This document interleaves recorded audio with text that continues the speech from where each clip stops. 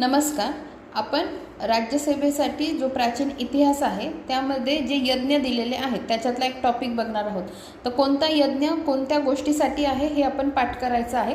समजा भविष्यात जोडा लाभासाठी जर प्रश्न आला तर आपल्याला माहिती पाहिजे. बघा, राजसूय यज्ञ राज्याभिषेकासंबंधी आहे, वाजपेयी यज्ञ शौर्य प्रदर्शन व मनोरंजन संबंधी, अश्वमेध यज्ञ राजनैतिक विस्तार आणि अग्निष्टोम यज्ञ देवतांना प्रसन्न करण्यासाठी बळी. आता हे नीट लक्षात घ्या.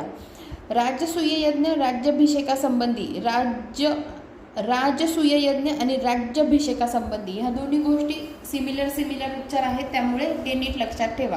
राजसूय यज्ञ राज्याभिषेकासंबंधी, वाजपेयी यज्ञ शौर्य प्रदर्शन व मनोरंजन संबंधी. कसं लक्षात ठेवणार? आपले माननीय माजी प्रधानमंत्री कोण? अटल बिहारी वाजपेयीजी. तर कारगिल वॉर त्यांच्याच काळात झालेलं आहे, बरोबर.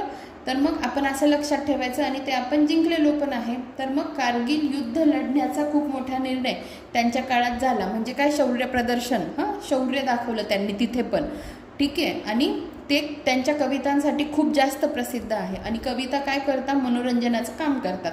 तर मग वाजपेयी, अटल बिहारी वाजपेयीजी यांच्या नावावरून वाजपेयी यज्ञ लक्षात ठेवा, शौर्य प्रदर्शन व मनोरंजन संबंधी.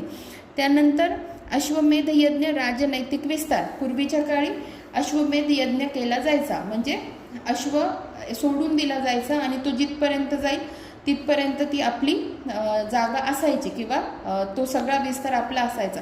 तर तुम्ही रामायण बघितलं असेल ना, तर राम भगवानांचा पण घोडा त्यांनी सोडलेला असतो अश्वमेध यज्ञ. आणि त्याला थांबवण्याचं धाडस कोण करतात? त्यांचेच मुलं लव आणि कुश.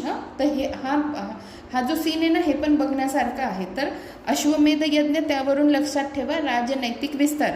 आणि अग्निष्टोम यज्ञ देवतांना प्रसन्न करण्यासाठी बळी. आता ठीक आहे, इथे बळी लिहिलेलं आहे, पण आपण जेव्हा अग्नीत आहुती देतो किंवा अग्नी आपण हे करतो बघा, यज्ञ करतो, तेव्हा अग्नीत घास टाकतो ना, तर मग आपण काय करतो? देवतांना, असं लक्षात ठेवा, देवतांना प्रसन्नच करतो एका पद्धतीने.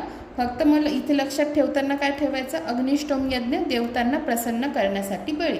तर अशा पद्धतीने हे चारही यज्ञ आपले व्यवस्थित लक्षात राहतात. धन्यवाद.